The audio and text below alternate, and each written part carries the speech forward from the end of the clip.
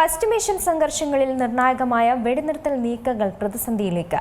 തെക്കൻ ലെബനോണിൽ ആക്രമണം അവസാനിപ്പിക്കണമെന്ന നിർദ്ദേശം ഇസ്രായേൽ തള്ളിയതോടെ മേഖല വീണ്ടും യുദ്ധഭീതിയിലാണ്. യുറേനിയം സമ്പുഷ്ടീകരണത്തിന്റെ കാലപരിധി സംബന്ധിച്ച തർക്കമാണ് ചർച്ചകളെ കുഴപ്പിക്കുന്നത്.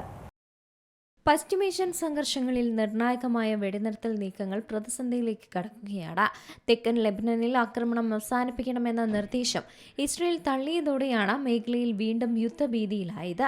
എന്നാൽ ഈ സമാധാനത്തിന്റെ വാതിൽ പൂർണ്ണമായും അടയ്ക്കാതെ വരും ദിവസങ്ങളിൽ കൂടുതൽ ചർച്ചകൾ നടത്താൻ ഇരു രാജ്യങ്ങളും സമ്മതിച്ചതായും അമേരിക്കൻ സ്റ്റേറ്റ് ഡിപ്പാർട്ട്മെന്റ് വ്യക്തമാക്കിയിട്ടുണ്ട്. അതേസമയം തന്നെ ഇറാനുമായുള്ള ബന്ധം കൂടുതൽ വഷളാകാതിരിക്കാൻ വൈസ് പ്രസിഡന്റ് JD വാൻസിന്റെ നേതൃത്വത്തിൽ ഈ രണ്ടാം വട്ട ചർച്ചകൾക്കും കളമൊരുങ്ങുകയാണ്.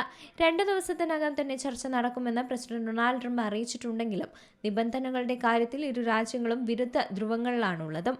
യുറേനിയം സമ്പുഷ്ടീകരണത്തിന്റെ കാലപരിധി സംബന്ധിച്ച തർക്കം തന്നെയാണ് ചർച്ചകളെ കുഴപ്പിക്കുന്നതും. 5 വർഷത്തെ സാവകാശം ഇറാൻ ആവശ്യപ്പെടുമ്പോൾ 20 വർഷത്തേക്ക് നിയന്ത്രണം വേണമെന്ന കടുത്ത നിലപാടിൽ തുടരുകയാണ് അമേരിക്ക. ഹോർമസ് കടലിടുക്കിലെ ഉപരോധം നീക്കണമെന്നും യുറേനിയം പ്ലാന്റുകൾ നശിപ്പിക്കണമെന്നുമാണ് അമേരിക്കൻ ഭരണകൂടം കർശന നിർദ്ദേശവും നൽകിയിട്ടുള്ളത്. അമേരിക്കയുടെ കരുത്തുറ്റ നിലപാടിനെ തുടർന്ന് ഹോർമസ് വഴിയുള്ള കപ്പൽ ഗതാഗതം പൂർണ്ണമായും നിലച്ചതാണ് റിപ്പോർട്ട്.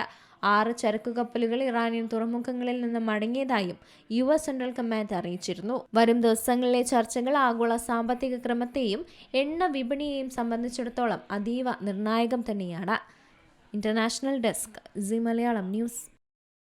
ഏറ്റവും പുതിയ വാർത്തകളും വിശേഷങ്ങളും വിരൽത്തുമ്പിലറിയാൻ സി മലയാളം ന്യൂസ് എല്ലാ ഡിജിറ്റൽ പ്ലാറ്റ്ഫോമുകളിലും ലഭ്യം.